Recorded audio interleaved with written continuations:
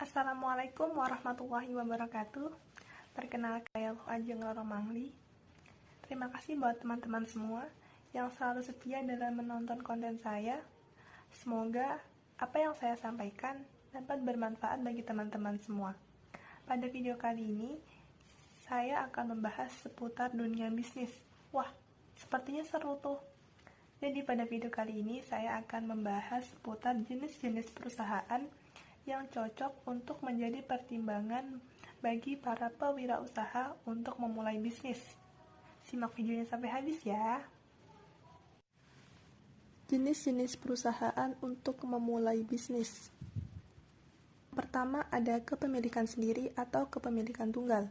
Adalah bisnis yang tak berbadan hukum yang dimiliki oleh satu orang. Ada beberapa keuntungan yang ditawarkan apabila kita melakukan bisnis secara tunggal. Yang pertama, ada kemudahan pembentukan. Tidak ada langkah formal yang diperlukan untuk membuat kepemilikan tunggal. Yang kedua, yaitu sistem pajak float-through. Artinya, pajak yang dibayarkan adalah pajak penghasilan. Pajak penghasilan pribadi, bukan pajak bisnis.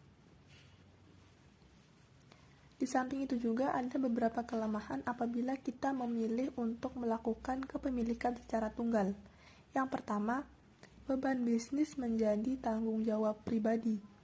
Dan kedua, yaitu memiliki modal yang terbatas. Dan yang kedua ada korporasi. Korporasi adalah bentuk organisasi yang diatur undang-undang.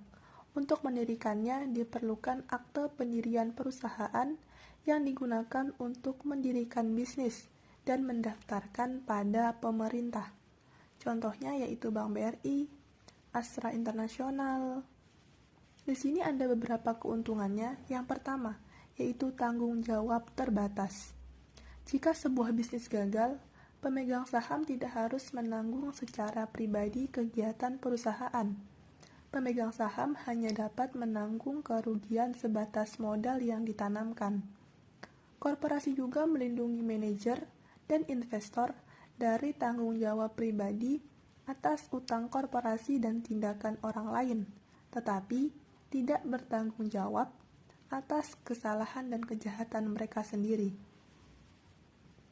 Yang kedua ada keteralihan kepentingan. Korporasi memberikan fleksibilitas untuk perusahaan kecil dengan satu pemilik dan besar dengan ribuan pemegang saham. Kepentingan kemitraan tidak dapat dialihkan tanpa izin dari mitra lain, sedangkan saham dapat dibeli dan dijual dengan mudah. Yang ketiga ada durasi. Ketika pemilik tunggal meninggal, secara hukum begitu pula bisnisnya, tetapi perusahaan memiliki keberadaan yang pribadi. Perusahaan dapat dilanjutkan walaupun tanpa pendirinya. Kekurangan dari organisasi perusahaan. Yang pertama ada logistik. Perusahaan membutuhkan biaya dan usaha yang besar untuk membuat dan mengoperasikannya. Dan yang kedua yaitu pajak. Entitas kena pajak yang berarti ia harus membayar pajak penghasilan atas keuntungannya dan juga mengajukan pengembalian pajak. Yang ketiga ada saham. Saham dapat dijual secara terbuka sehingga investor juga mengetahui seluk-beluk operasi bisnis. Di sini ada studi kasus di mana Judith membentuk sebuah perusahaan untuk menulis blog yang tidak mungkin menghasilkan pendapatan yang besar, sedangkan Rexel mengoperasikan konstruksinya dengan bisnis menjadi sebagai kepemilikan tunggal. Apakah bentuk organisasi ini tepat? Nah, maka kita akan bahas. Bagaimana cara menentukannya? Yang pertama, kita siapkan dahulu daftar keuntungan dan kerugian dari setiap bentuk organisasi. Kepemilikan tunggal adalah yang terbaik untuk bisnis tanpa kebutuhan modal yang besar. Sedangkan korporasi atau perusahaan dapat meningkatkan modal, tetapi mahal apabila untuk beroperasi. Pembahasannya, Judith yang akan membuat blog tadi lebih baik dengan kepemilikan tunggal. Pendapatannya tidak akan mendukung pengeluaran perusahaan. Juga, hutangnya cenderung kecil. Jadi ia tidak memerlukan tanggung jawab terbatas dari suatu perusahaan. Tetapi untuk Drexel, satu-satunya hak bisa menjadi malapetaka karena perusahaan konstruksinya akan memiliki utang besar dan jumlah besar karyawan. Drexel mungkin jika seorang karyawan menyebabkan cedera, Drexel mungkin bertanggung jawab secara pribadi. Dan jika bisnisnya gagal, pengadilan akan mengambil aset pribadinya. Dia akan lebih baik dengan bentuk organisasi yang membatasi tanggung jawabnya seperti korporasi atau LCC. Selanjutnya ada jenis-jenis perusahaan khusus. Yang pertama ada perusahaan S. Perusahaan S ini ciri-cirinya yaitu mendorong kewirausahaan melalui keringanan pajak. Para pemegang saham Corp S memiliki kewajiban terbatas, korporasi dan status pajak entitas flow-through. Ada beberapa batasan utama dalam jenis korporasi khusus perusahaan S ini. Yang pertama, tidak boleh lebih dari 100 pemegang saham. Dan yang kedua, pemegang hak harus warga negara asli, bukan warga negara asing. Ketiga, pemegang saham harus individu, bukan mitra ataupun perusahaan. Semua pemegang saham setuju bahwa perusahaan harus menjadi korporasi S. Selanjutnya ada perusahaan tertutup. Sebuah perusahaan tertutup yang khas memiliki sejumlah kecil pemegang saham, biasanya kurang dari 50, saham yang tidak diperdagangkan secara publik, dan pemegang saham yang memainkan peran aktif dalam manajemen dari perusahaan. Ciri-ciri perusahaan tertutup. Yang pertama, perlindungan pemegang saham minoritas. Karena tidak ada pasar umum untuk saham perusahaan tertutup, pemegang saham minoritas yang diperlakukan tidak baik oleh mayoritas tidak bisa begitu saja menjual sahamnya dan pergi. Oleh sebab itu, Undang-undang perusahaan tertutup biasanya melindungi pemegang saham minoritas. Yang kedua ada pembatasan transfer. Apabila terjadi jual beli saham, maka pemegang saham pertama-tama menawarkan saham kepada pemilik lain sebelum menjualnya kepada orang luar. Hal itu dilakukan agar pemegang saham yang tersisa memiliki kendali atas siapa pemilik baru nantinya. Yang ketiga yaitu fleksibilitas. Perusahaan tertutup biasanya dapat beroperasi tanpa dewan direksi, seperangkat aturan resmi, atau rapat pemegang saham tahunan. Dan yang keempat yaitu penyelesaian sengketa. Para pemegang saham diperbolehkan untuk menyetujui terlebih dahulu bahwa salah satu dari mereka dapat membubarkan korporasi jika terjadi beberapa peristiwa tertentu. Selanjutnya ada perseroan terbatas atau LCC. Struktur organisasi di Amerika Serikat di mana pemiliknya tidak bertanggung jawab secara pribadi atas hutang atau kewajiban perusahaan. LCC juga dikenai pajak yang lebih rendah. Unsur-unsur LCC yang pertama ada formasi, sertifikat organisasi atau piagam untuk mendaftarkan diri di yurisdiksi negara. Dan yang kedua yaitu perjanjian operasi yang menetapkan hak dan kewajiban anggota atau dokumen tidak resmi. Dan yang kedua ada fleksibilitas, artinya dapat memiliki anggota yang merupakan perusahaan, kemitraan, atau orang asing yang bukan penduduk. Keteralihan kepentingan. Anggota dapat mentransfer hak mereka untuk menerima cek dari LLC, tetapi bukan hak mereka untuk berpartisipasi dalam pengambilan keputusan. Unsur-unsur LCC.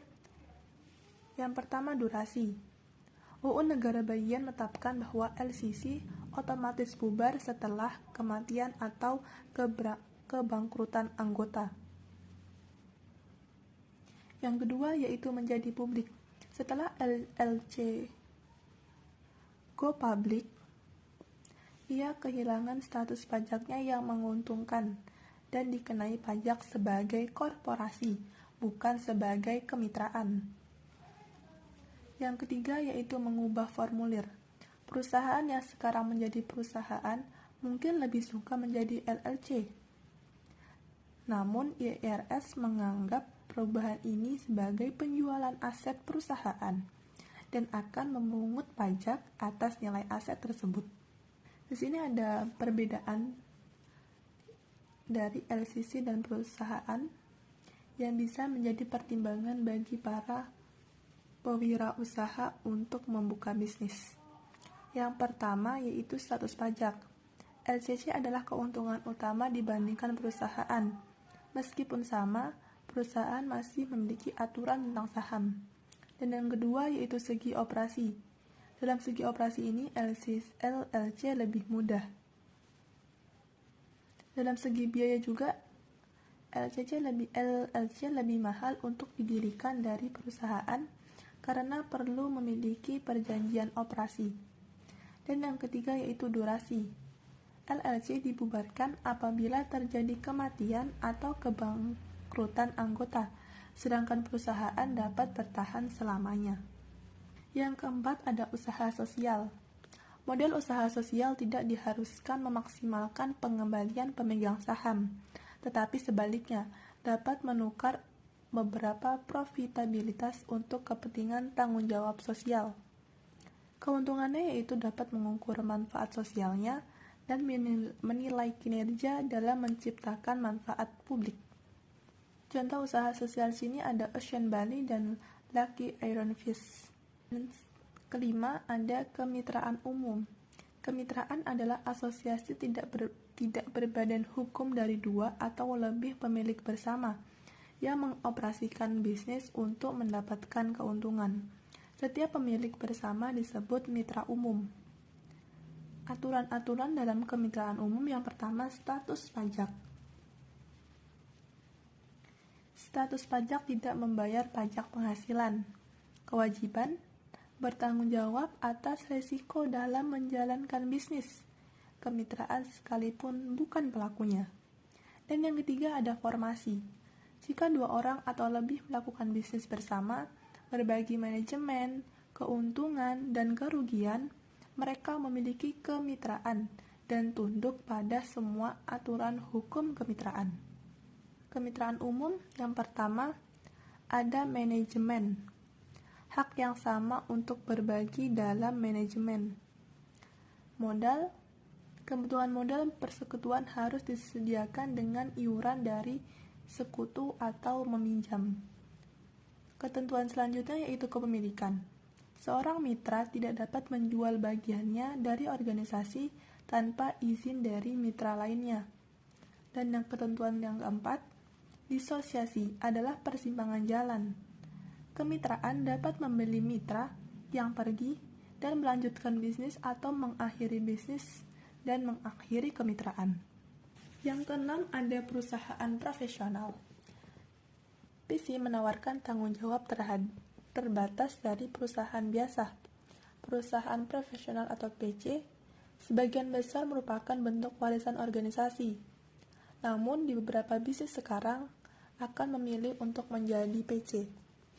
Di masa sebelumnya, PC adalah satu-satunya pilihan yang tersedia bagi para profesional seperti pengacara dan dokter selain kemitraan umum. PC memiliki beberapa keterbatasan. Yang pertama, yaitu semua pemegang saham korporasi harus merupakan anggota dari profesi yang sama.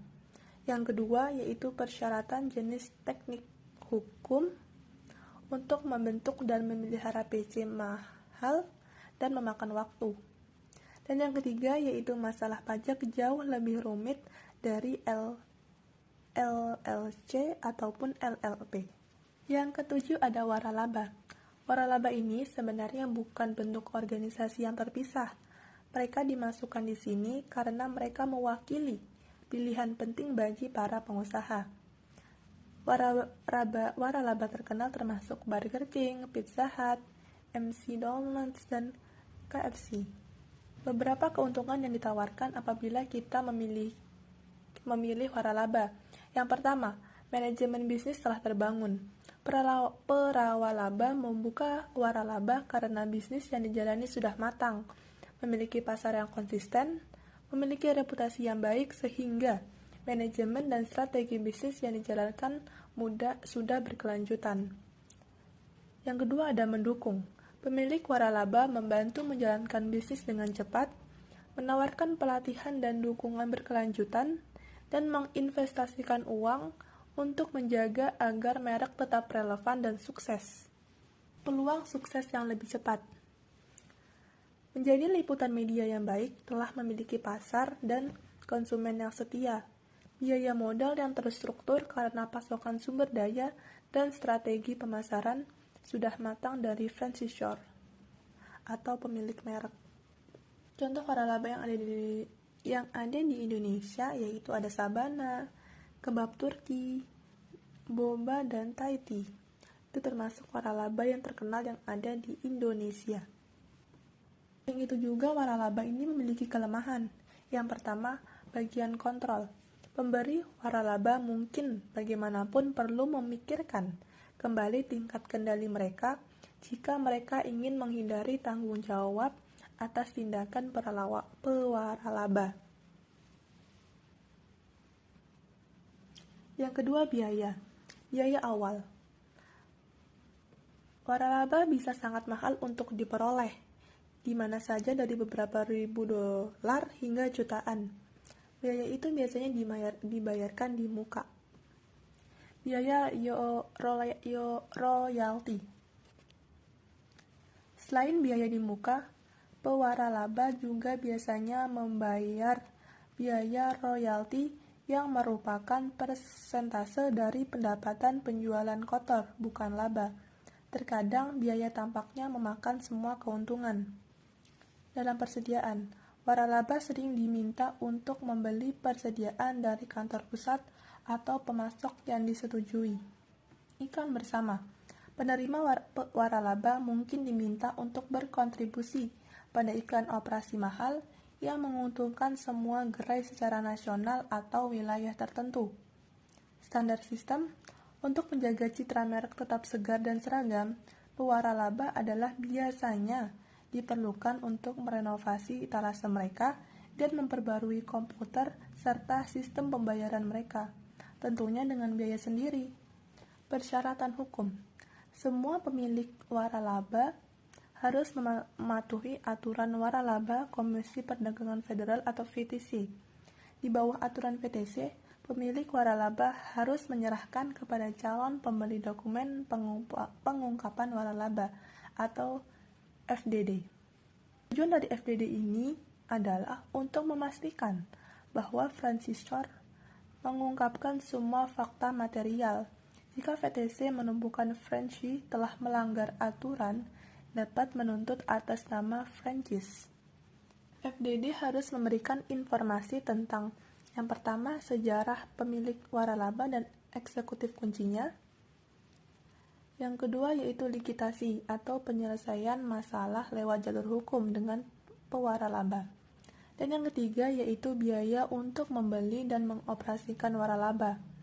Yang keempat, kelangsungan bisnis. Yang kelima, program pelatihan pemilik waralaba.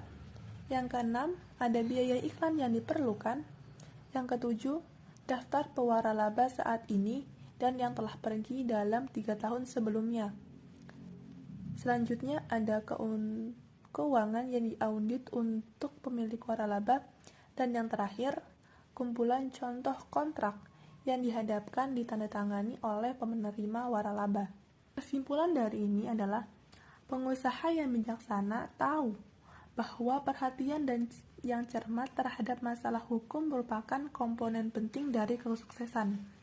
Bentuk organisasi mempengaruhi segala sesuatu mulai dari pajak hingga kewajiban hingga pengendalian manajemen. Ide untuk bisnis mungkin didahulukan, tetapi pertimbangan hukum harus menempati urutan kedua.